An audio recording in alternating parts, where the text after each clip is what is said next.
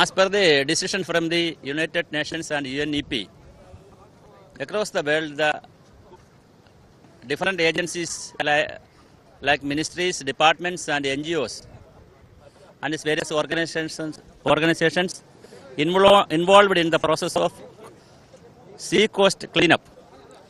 This year, the slogan is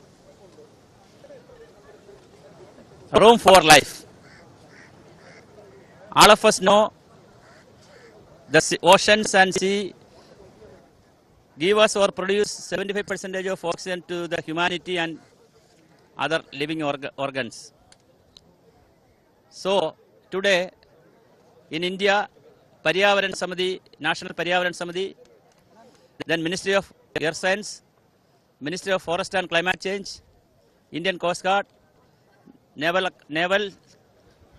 people, military, NCC, NSS, and different NGOs and so many environmental activists are actively involved in the process of cleaning the sea coast across the world and in India also. In Kerala, around 560 kilometers of sea coast is cleaned by the volunteers and environmental activists. Around 210 villages across the state. Today, the various types of cleaning activities are happen. Today morning here, our Brigadier Sri Anand sir inaugurated this program. So many different personalities or dignitaries are participated in the program.